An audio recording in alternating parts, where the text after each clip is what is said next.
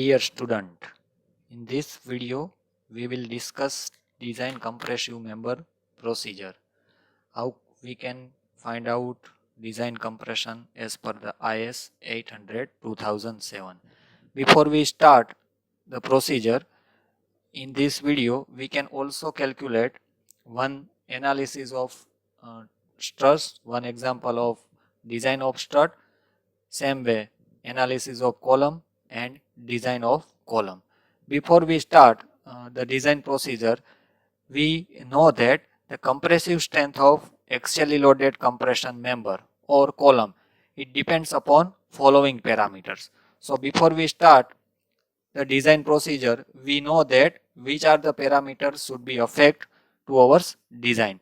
So mainly it's covered material of column, which type of material are used, cross sectional of configuration, which type of cross section we have used in our design, length of column, again we have to decide the types of effective length, support conditions, different stresses, and last one, imperfection. So imperfection are including following. So it depends on the material are not being homogeneous and isotropic, eccentric of load, and geometric of various column. So now we start the procedure of design compressive strength. In this procedure, first of all we use the clause number 7.1.2 in IS 800 page number 34.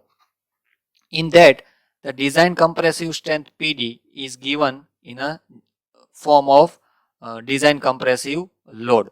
So P should be less than PD. Now what is PD? So PD is denoted as design compressive strength and PD is equal to AE into FCD. Now what is AE and FCD? So AE is effective cross sectional area that we use in a compression member and FCD is design compressive stress. Now first start with the effective cross sectional area.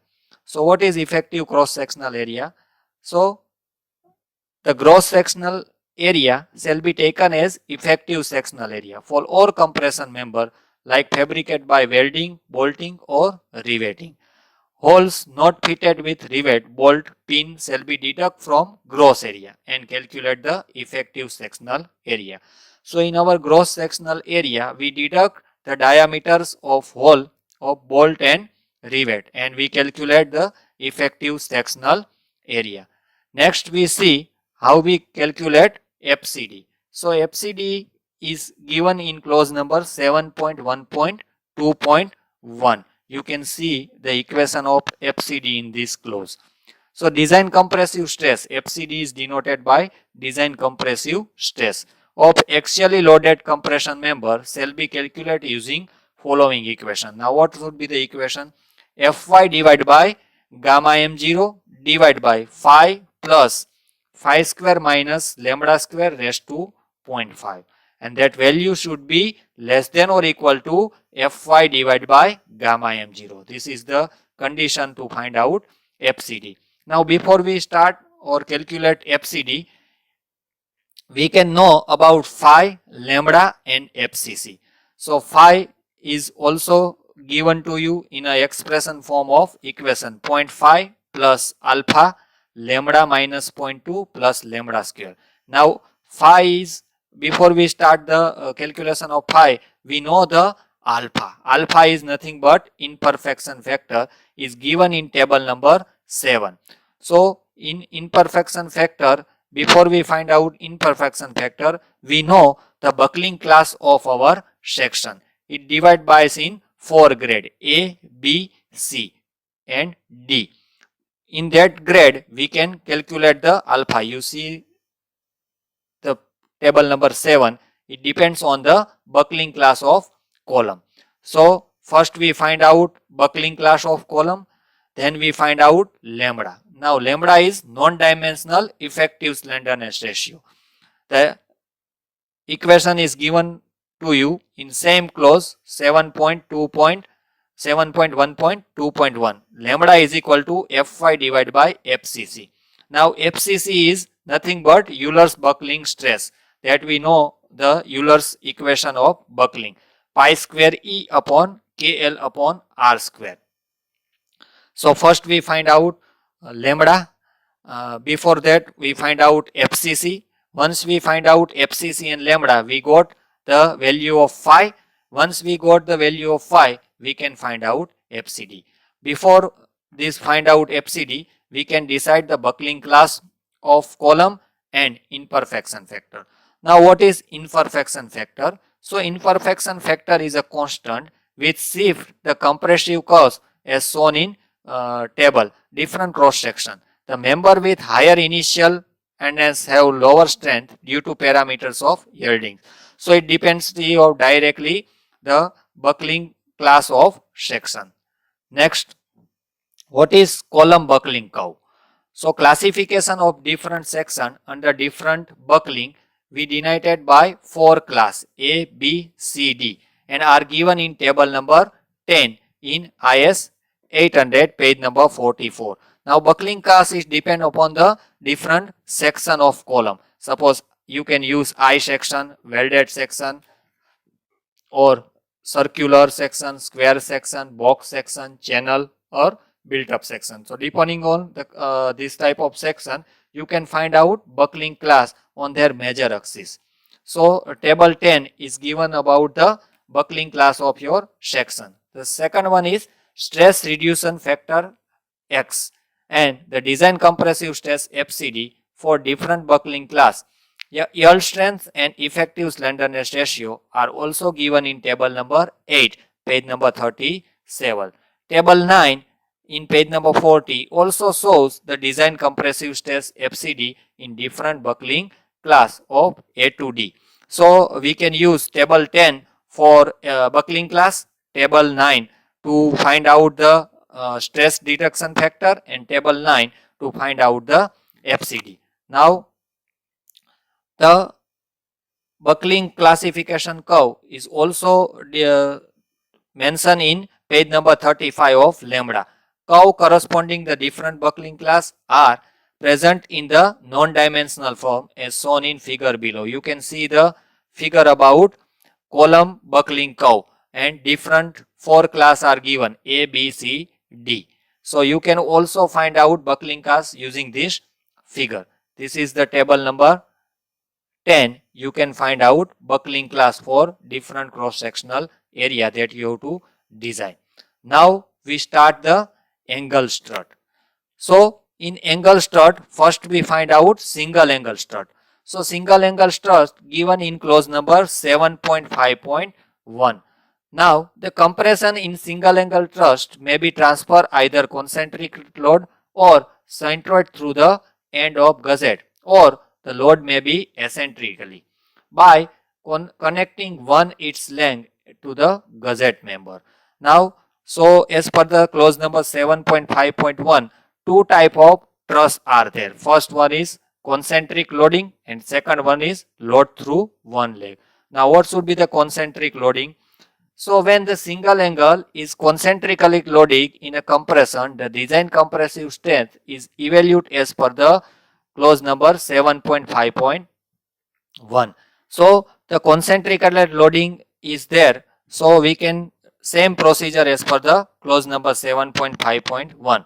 Second one is loaded through one leg. So the flexural or torsional buckling of strength, the single angle loaded in a compression through one of its leg may be evaluated using equivalent slenderness ratio lambda E. So in both the strut design, the procedure is same. The change is lambda. If loaded through one leg, we find out lambda E instead of lambda. Now what should be the difference between lambda and lambda E? So lambda is non-dimensional slenderness ratio and lambda E is equivalent slenderness ratio loaded through one leg.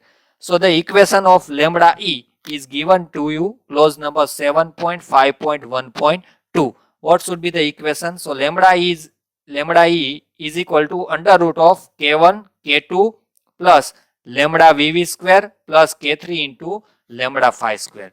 In that equation, K1, K2, K3 are constant depending upon the end condition of column. Is also given the table what should be the K1, K2, K3. So it directly proportional to the end condition of column.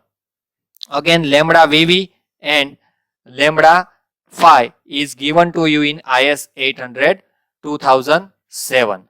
Now next one is double angle strut. So double angle strut we denoted in the 2 class, connected back to back on opposite side of gusset plate, connected back to back on one side of gusset plate. Both the case only change in effective length. So first connected back to back on opposite side of gusset plate. When we connect two angle back to back on gusset plate, the effective length of KL and gusset shall be taken between 0.7 to 0.85. Here we mention the effective length should be 0.7 to 0.85 times. Now connecting back to back on one side of gusset plate. So is given clause number 7.5.2.2. The outstanding leg shall be connected by tack bolting, or you can say tack welding, space a distance not existing 600 mm. Here we require the exceeding limit over 600 mm is given you clause number 10.2.5.5. So here we mention this limiting. Now we start first example of analysis of strut. So here two types of example are given. One is strut and second one is column. So first we start out analysis of strut. So what should be the data? Data given is determine the compressive strength of single ISI 100 by 100 by 8 at the rate 12.1 kg per meter with the length of member 2.5, ends of member are hinge. Assume that load is applied concentrically. Here you find out two things in our data.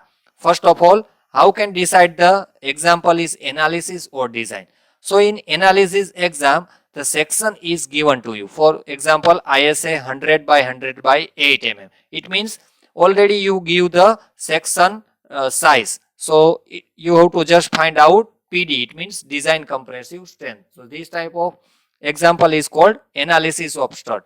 Here two more things are you have to find out. First one is end condition of member. Here given is both end are hinge. So for the end condition we can find out effective length and slenderness ratio. Second thing is given to you. Assume that load is applied concentrically. It means it's the types of concentrically loaded strut. So here single angle strut is given to you. So our first step, what should be the first step to find out this design of compressive strength? So first we find out ISA 100 by 100 by 8 is given to you. So first we open the steel table, in that find out area and R minimum. So area is directly you have to find out in steel table. Again the area is given to you centimeter square, we convert into the mm square. Now R minimum. So there are the two R value are given to you in steel table, RUU and RVV. It means RXX and RYY. In both the value, whichever is minimum is called R minimum. So first step we can find out area and R minimum according to steel table. Now open IS 800 table number 2 page number 18. In that we find out section classification. How can find out section classification? So three ratio we needed. First one is B by T. It means B by T, width of leg and thickness of angle. D by T, another width of leg and again thickness of angle.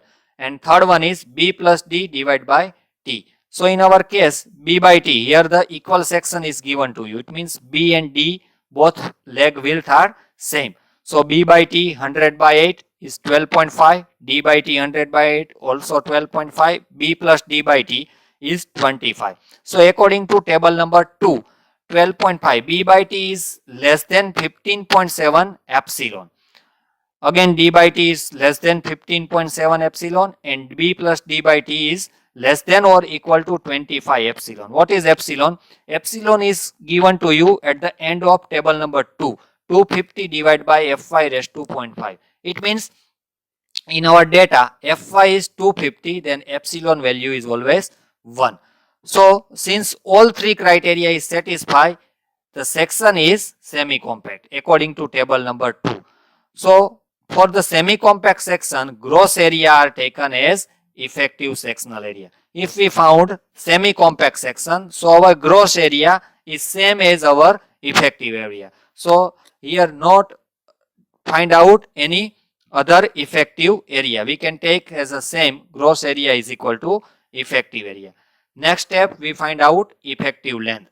So effective length we can find out table number 11, page number 45 in IS 800. Here the end condition are required. So in our data given to you, both end are hinge, or you can say pin. So both end are hinge. Effective length KL is equal to 1 times original length.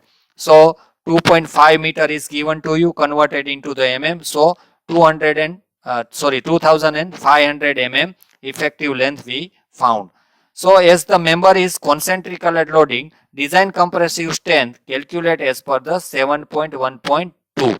So already the given data is the loaded through concentrically loaded. So as per the design, clause number 7.1.2. So before we start the design procedure of concentrical loaded, first we find out Euler buckling stress. This equation is given to you, clause number 7.1.2, page number 34. What should be the equation? Is FCC is equal to pi square E upon KL upon R. So already we find out KL, it means effective length, and R, it means R minimum. E value is taken as 2 into 10 raised to 5. So we can find out FCC, Newton per mm square. Please remember that the value is stress. So always it should be Newton per mm square. Next, non-dimensional effective slenderness ratio. So is given to you table number 10, page number 45, lambda. Lambda is equal to Fy under root Fy upon FCC. So already we find out the value of FCC. We can find out lambda. So here the value is 1.444. Now we can find out alpha. It means imperfection factor. So before we find out imperfection factor, we needed the buckling class of our section. So for single ISA, buckling class is C. From table number 7, we can find out the buckling class from table number 7. So buckling class is C. For that, imperfection factor alpha is 0.49. Now find out lambda and alpha. We can find out phi. Phi is also given in clause number 7.1.2. The equation is given on the same clause in IS 800. Then find out X, means stress reduction factor. After find out stress reduction factor, we can find out design compressive stress is denoted by FCD. Again, FCD is a one type of stress. So value is should be Newton per mm square. Once find out FCD, the last step of our design compressive stress as per clause number 7.1.2, PD is equal to AE into FCD. So finally we found design compressive strength in kilonewton or Newton. So these are the 5 to 6 steps we can find out analysis of stress.